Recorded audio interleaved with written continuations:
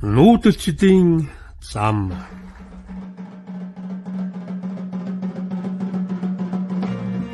Хүлэг морины дуйл.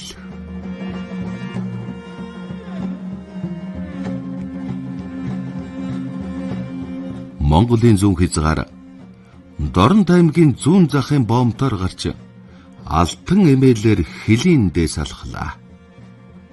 Өвөр Монголын өөртөө зас хорны Хөлөн буйр аймгийн шинэ бараг баруун хошуунд явж хүрлээ. Хурдан морьт наран мандал тусч авлаа. Тэрний ахын хүүхдүүд хурим найртай учир ажил ихтэй байсан ч цав зай гаргаж байна. Бид бибисээ цахим орчноос л гадарлах болсон юм л да. Тэрээр оройн зоогон дээр болдоо гэж нутгийн сэргэлэн бор залууг танилцууллаа. Ингээд болдоо надад үйлчлэх боллоо. Маргааш нь бид хөдөө явах замд болдоо маань нутгийн хууч ярьж адуу малаараа орууллаа. Цэгэвтэр дэлсүүлтэй хүрэн зээрдэг голдуу сайхан адуутай айл юм. Яржээ байхна болдоо бана манлаа уяач энэ вишин Гамбатын улсын их баяр наадам даман хүзүүлээд Завхан аймгийн ой наадамд төрүүлж бараг халзан хэвэн алдарсан саяхан зээрд халзан морины унган эзнэн байлаа. Тэрээр адууныхаа тухай яриад дэлгэн.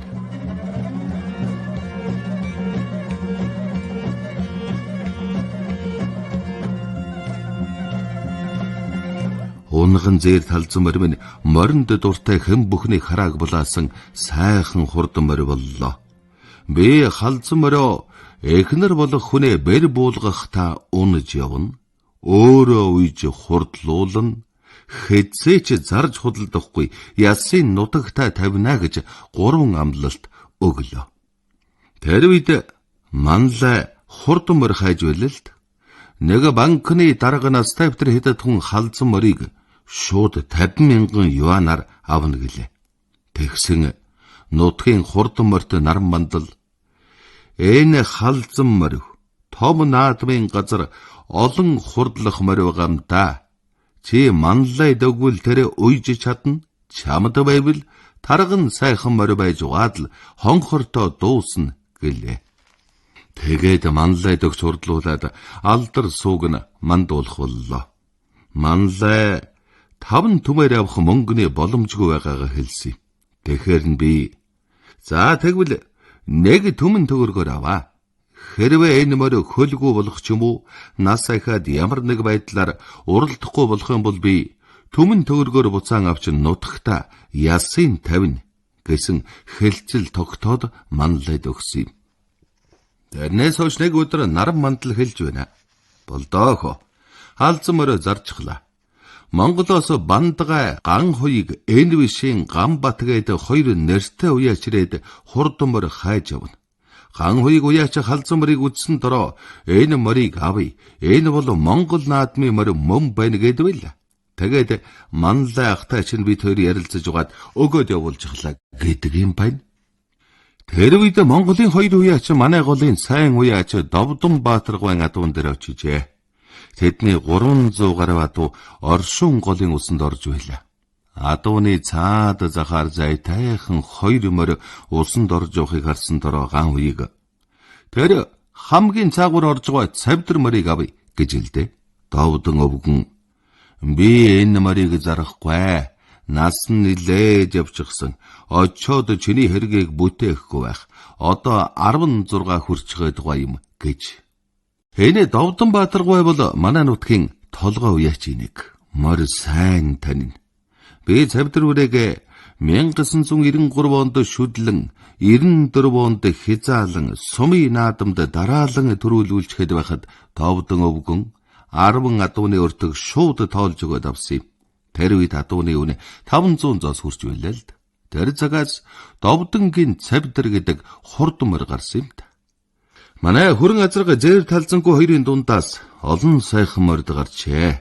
Тэд нэг эцэг их мөртлөө тэс өөр ааш хавиртай. Манай адуу дөлөөрөө номхон тайван адуу байдаг юм. Тэр чанар бүгдэд нь байдагч давхил нь орохын цагт өөр болоод явчихна. Том халзан морио гараанаас эргэж гарах тэр бүхэн зур түр зогсох төдийд амгай булаалдан жолоод угтчин хөндлөсөж цээжээрээ түрэн аархуу төрөмгийн авирилтгэн зөрөгтэй дийлэч морны и тавыг үзүүлж хэлсэн. Цавдэр морио тонгой чод юу ч мэдээгүй яваа юм шиг мөртлөө мор дэрэг гэхэд 100-6 хөтлөөд л гарна. Гөлөм дэрмэн 2 хөл салгаж дээш хөөргөн хийсгэн алдах. Хойд 2 туурайн 4 тавган дээлжлэн түчгэн бууж толгоогоо тонгойгоод л явчихна. Тэрнийг нар мандал уяачид бэлгэнд өгсөн юм. Тэндээс Довдон Баатаргаа авсан байх. Довдон өвгөн сүүл ярих та би Цавдар морио ид үед нь арай цөөн төрүүлүүлсэн гэж байсан. Цавдар мориог адуунд байхад нь хэнч тоохоргүй. Адууны сүүл барин сүр бараа тааруу жижигхэн биетэй, уруулам элбэгдүү том ясан толгойтой, матаас ихтэй, уртлаг хавиргатай, зүрийсэн том гэдэстэй, биерэндүү шингэвтэр дэл сүүлтэй, дөрвөн мөч нарийнхан, 2 ташаан доошоо шувтан ямбан бөкстэй тонгойс юм явна. Тэг ер нь хурдан гэж харахааргүй мөр байсан чи Довдон гой бол ажигласан байна лээ. Таса Монголын Бандгай ган хуйг гэдэг нэртуяач тэртэй хол нүдэнд торох төдийд харж байгаа юм л да. Уяач хүний эрдэм гэдэг өөр юм хаа. Зэр талцсан морвол номхон дөлгөөн тайван ааш зан хэзээч хэвалдахгүй. Ямар ч үед байдгаараа л байна. За морь дэрэгхэд 10 анзаан дэргээд нөрүүхэн агсаар хөдлөөд гараад ирнэ. Эрчин харж сулрахгүй явсаар төрүүлэндэ. Сайхан хурдан 2 тэнцүү амгалан амтан байлаа. Цавдар мориог ган хуйг уяач авна гэсэн тул Довдон өвгөн 15,000 юанаар өгчээ. Тэр Цавдар морио миний халзан морины ах морь байлаа. Манай хадуунтаа Монгол улсгийн бие тамхтай аялалд. Ингээд ижил тамхтай ахдуу 2 морь Монгол улсыг зорьсон юм да. Би арх хуухгүй, тамхи татахгүй, хэлсэн амдаа хурж эрг хүн шиг явах өөрийн тангарахтай хүн. Гэтэл амьдрал баян юм болохоор халзан морио хурдлуулад нутагтаа ясын тавих тангараг маань зорчигдлоо. Тэгээд би хэлсэн амдаа хурж чадсангүй тэгэхээр мөчөөс эхлэн хурдан морио уяхгүй гэж нутгийнхандаа хэлээд дахиж морио уяагүй. Гэхдээ аавын бие болгосон сайхан адууга ямагт өөдөн татаж хурдан хурц тал дээр нь илүү анхаарч өсгөн үржүүлсэн адуунаасаа моримол авъя гэд ирсэн хүнд өгч дараа нь хурдл жугаан сонсогдох сайхан байдгийг. Манайх хэрлэн голын айл юм л да. Урт сайхан хэрлэн гол манай шинэ бараг баран хошууны урдуур 30 км урсаад хөлн нуурт зутгана. Манай нутгийнхан заахна үл харагдах их нуура хөлн далай гэж хэлэх дуртай. Оршун гол буйр нуураас их аваад хоошоо урсан хөлн нуурт зутгадаг. Манай өвөг дээдэс чон цохроо өгт. Манайхан Монгол улсын нийслэл Улаанбаатар-хотын өмнө талд Богд хаан уулын энгэр түшин төвхөнсөн Төв аймгийн нутаг Авдар баяны алтан хормойгоор нутаглаж явсан Богдын шав нутгийн баргачууд. Одоо тэр нутагт ураг төрлөөс өмнө үлдсэн хүмүүс сөөнгүй байгаа гэж боддог. Тэр үед Монголд хөвсгөл гарсан тул манайхан наашаа нүүсэн дээ гэж эмэгэж авид гэдэг хөгшин ярьдагсан. Ёрг зангийнхан гэж байсан юм билээ. Тэр зангийн 6 охины нэг нь миний эмэгэж авид л да. Ёрг занг их баян хүн байж. Цаг төрөх хямраад ирэхээр наашаа хөлн нуурада гэр бүлээ аван нүүсэн билээ. Өвөө аав ёрг зангийн хүргэн цоохор халын бүх содом даржаа гэж олон наадам төрүүлсэн алдартай бүх явжээ. Хүмүүс бүх даржаа гэхэр андахгүй мэддэг. Манай цоохор халын овоо бөөр нуурын дэнж дээр байдаг. Овоогоо зуны 6 сарын үеэр азраг уралдуулж таглаг өргөнө. Харин аавын идэг ялзаж явах үед соёлын хөвсгөл таарад 70 он гартал наадам цэнгэл хорсон тул сайн барилдаж амжаагүй. Манайхан урт настай эмээжийн эгч алимаа гэж 105 наслсан гэлдсэн хөгшин байдаг. Миний аав идэм моринд хайртай, адуу малд дуртай, сайхан эр байж. Манайха тарганы хоолоогоор нутгалдаг. Зөөхөн тийшээ холгүй улаан нуурын ус давлгаална. Улаан нуур оршин голоос авч зүүнээс баруун зүгт тарганы хоолой руу тэлэн тогтно. Бөөр нуурын усыг сэж оршин гол үерлэхдээ нуурын усыг ихээр нэмэгдүүлж, улаан нуурын ус тарганы хоолой, хар хоолойг туулан Монголын нутаг руу ороод явчихна. Хэрлэн гол зүүн тийшээ урсан хөлн нууртай сутгадаг бол түүний урдхан орших улаан нуур баруун зүгт тэлж байдаг. Манайхан тарганы хоолойд нутгалаад удажээ. Манай энэ авчин тэр жигтэй манай ах эгчнэрийнхэн тойрон буулсан байгаа юм. Тэрүүхэн зүүн урд мэрэнгийн богдуул харагдана.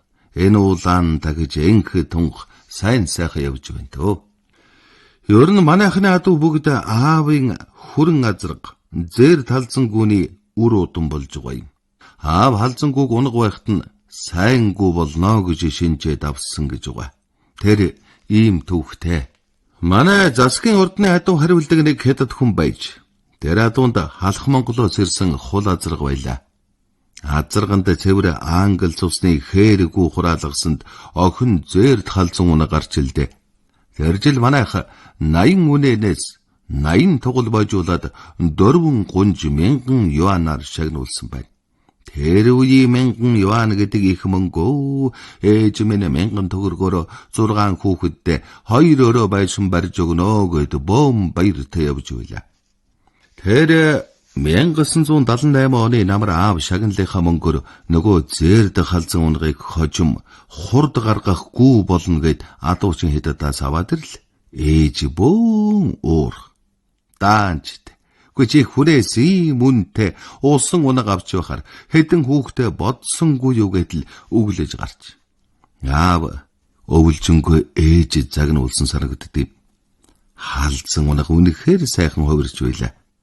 Ямар ч юм ахгүй хатангар ясан толгойтой бүлтийсэн том хөрнүүдтэй уруу лам элбэг зүрх зориг ихтэй угархайд нь эрхий хурууны өндөг лавхан ороод чөлөөтэй иргэн. Дээлээ сүүлээ дунд зэрэг голоорон элбэг бөгтрөхтэй уртлаг нуруутай ботгоны бөгшиг өндөр сэрвэтэй урт галуун хүзүүтэй ямбан бөкстэй хойшног ичимхий гүн цаана байрлалтай хонхорхойд нь зангидсан гар чөлөөтэй ордог 4 мөч шулуун сайхангүй боллоо. Аав халзангүүнтэй азраг олж тавина. Хүүхдүүдэн унаж явхад дараа дунчихгүй адуутай болгоно гэсээр 1983 онд тэр үеийн гар үйлдвэрийн адуунаас Туранхай хүрэн үрээ хурд гаргах азраг болно гэд авчирлээ. Хүрэн үрээний эхний хурдан удамтай Монголоос ирсэн боргүй эцэг нь хурдан удмын биш хүн дачааны чиглэлийн бариухи богн хүчрэхэг 4 мөчтэй гүжир хүрэн азраг байсан юм. Анх авчрахтаа баг үүрч дүүрхийн агуурл дугар сүрэн ах минь авчирсан та. Арай гэж онд орсон. Тэжээлийн Туранхай үрээ 2 мороор солиод баг чирэх төрөх хослуулан аваад ирэхээр одоо ээж ч гэсэн ер нь хэнчилгэсэн дуугүй байгаагүй байх л да. Өвөл заримдаа тавар цаглаж унахта толгоогоо дороо хийчихнэ.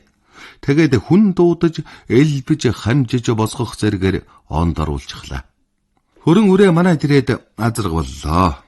Ирсэн жилийн хавар эцэнхий Туранхай соёолон азраг гүүч хураасангүй гიშгч гэж магадгүй гэж хамт байлгсан соёолн сайхан зэр талзангуу маань суваарчихлаа. Хойдон жил нь хурааж анхны төл нөгөө дээр өгүүлсэн том хүрэн халзанмар гарч байгаа юм л да. Хүрэн азраг унахад оёгдууч явдал хөл хүнд биш. Өдрийн цогоотой эцэж цуцдаггүй 4 мөч ёро биеийн шөрмөслөг. Яргай хатангар хармахтай том хүчрэхэг эрүү шанаатай. Буурын соёо шиг том соёотой дээлээ сүүлөд хөвтөр шулуун нуруутай зүрх зориг ихтэй зовх зузаан мэлхийн нүчиг бүлтийсэн эргэлдсэн гал бадарсан улаануудтай урагшаа төмбгөр том духтай хамрын нүх том уруу лам элбэг аман хүзүү өргөн биеэр багавтар чаасан гатас шиг бахим 4 мөчтэй сэрвэ өндөр борив суунга чонон хэвтэй толгой хэзээч дээш гарахгүй үргэлж дор тонгоож явна. Морь уургалахаар ухс хийсэн ч тонгойсон ч ихтэй л байна. Адуунд сул явж байх та Уургамадгүй яваа морьтой явган хүн лүү дайрна. Морьгүй хазаад хэмгчичгэн хэрцгий талын ай шавиртай ямар ч үед таргалдгүй азаргууллаа. Аамана миний азарга яах вэ? Зунд таргалахгүй, зуданд үхэхгүй, тоос нь ясандан шингэсэн шөрмөстэй адуу гэдэг байлаа. Тэр үед бид олуулан болохоор унаамар хөрөлцөхгүй. Би хүрэн азарга хөрөнгөө хоёрынхоо аль нэгийг унаад шинэлдэг байлаа. Ингээд хүрэн азарга зээр талзан гүнийхээ дундаас гарсан үр удам дамжсан охин төл бүгдийг гүү болгосон. Манай адуу 3 удаа 200 толгойд хүрлээ. Ах нарын адууч мөн энэ 2 адууны үр удам голлож угаалда.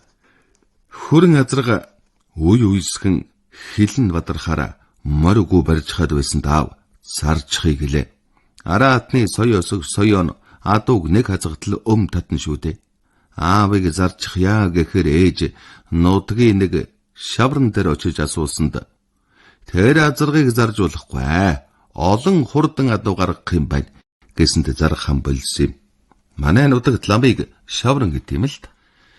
Зэр талзан морь шүдлэн аман хүзүүлээд хязаалан соёолон төрүүлээд хавчиг соёолон болоход нь хурмилж эхнэрээ халзан мортойгоо тусч аваад 2 жил өнж өгöd ихч тарган уйлаа. Тэгсэн хөдөлж яваа тадуураад эргэж хойноос нь туулаад 3-аар орчихлоо. Тэгээд л энэ хурдан морийн баяндаа гэж хүмүүсийн анхааралд орж ирсэн юм. Халзан морь маань Монголд очоод хурдалсанд баяртай явдаг.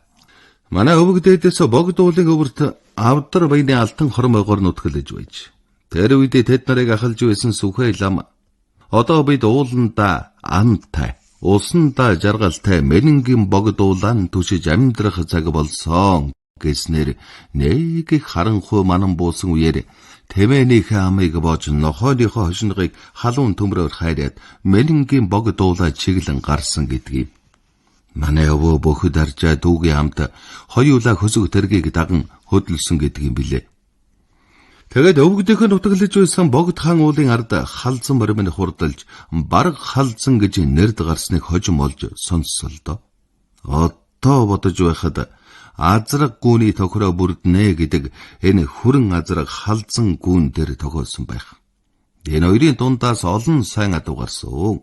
Халзан морьны дээд талд хондлой дээрээ дэлтэй сайхан зээрд халзан унаг гараад чононд барилжчихсан юм. Тэр их содон унаг байсан санагддаг. Манай адуу мэнэнгийн богд уулаа даал гарна. Тэр үед гүү унгалахаар хээри амтэн шүүрэндээ. Аав маань адууга манах хэрэггүй. Богд уул өхөө өгч ав хаан авна гэдгсэн. Халзангүү 28 хүртэл унгалж 17 төл өгсөн байгаа юм. Овоо хэдийн хээри амтанд өгсөн төө. Манай адуунд чон халдахдаа гүү болгоны унгыг авахгүй. Ганцхан халзан гүүний унгыг л шүүрчихдэг юм сонин шүү. Гэхдээ олон сайхан хурдан үр удам нь эр охин альж талдаа үлдсэ. Мэнэнгийн богд уулыг Монголоос гадна Манжийн төр Японы цэрэг эрхтнүүд аль аль нь тахиж байсан гэдэг юм.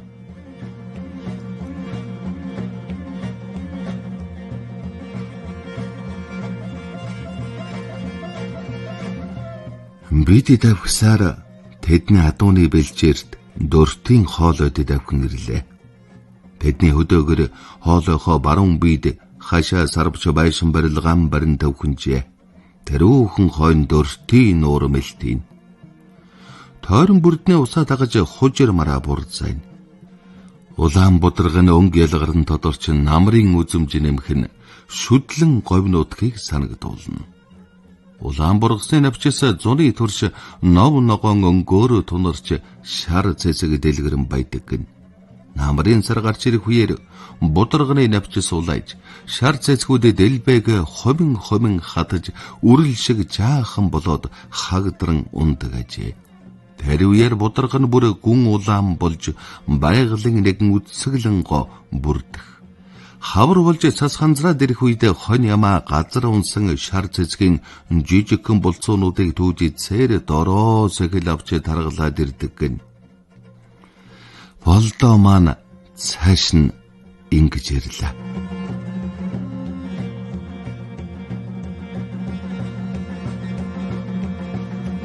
Монгол хэдэд хүмүүс өөр өөрийн замтай. Монгол хүн мал дагвал ам тосно гэдэг бол хэдэд хүн үстэй малыг мөнгөнд бүү бодох. Мөнгнөөс мөнгө унгаж амьдрах гэх жишээтэй байдаг. Бид хувь заяага малтайгаа холбосон олон үйл явдлын гэрч болон амьдарч явна. Алзан морины маань дүү халин гүний төлөө хурдан халин азраг хүргэ ах өлзийгэнд байлаа. Тэднийг Монголын хэлд ойрхон нутгалдаг айл л да. Хил орчмоос олон хүн адууга хил давуулж хөөлгсний нэг нь манай ах их бол. Халин азрагтай адуу хил давснаас хойш ганцхан халин үрээ хүзүүнтэй дээсний тасаргайтай гүйж ирж. Ах тэр үрээг хилээс холдуулж надад өгч маллуулад жил гарan болгоод аваад явлаа. Тэгсэн тэр аваадсан шөнөө хил гараад явчихсан байдгийм. Тэр халин үрээ адуунд байхдаа манай унган цавдргүүг гэж гисэн байлаа л. Хойдон жил нь 78 оны хавар цавдргүүнээс эр халин унаг гарлаа. Хожим тэр халин өмөр аавын мөр болсон юм. Хүмүүс халин өмөрийг хурдан мөр байна уяа чэ гэсэн чаав уйдгүй өөрөө л ундаг байсан юм. 2010 онд манай нутагт их хүйтэн цастай өвөл боллоо. Хүмүүс төмөр зуд гэцгээж байлаа. Тэр өвөл адууга манжуур руу гаргаад байсан юм. Манжуурт манай адууны бэлчээр хүртэл 300 км хол байлаа л да. Тэр өвөл аав минь бурхан боллоо. Аавыгаа нутаглуулах гээд товтой газартаа яваад хүртэл аавын халин өмөр тэр хол газраас тийм их цасан дундуур гүйгээд ирчихсэн ганцаархна идэ зогсож байх юм.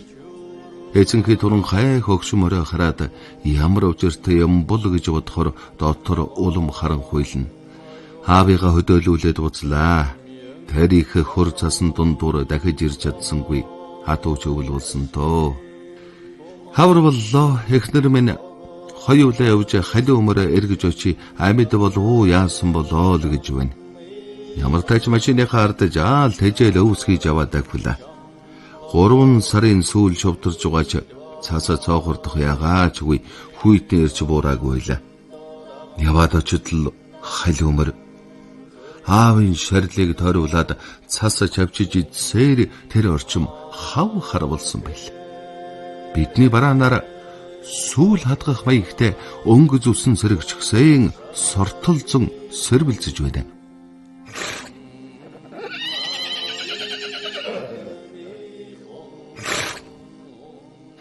Халин өмөр тэндээс бүтэн жил холдоогүй те.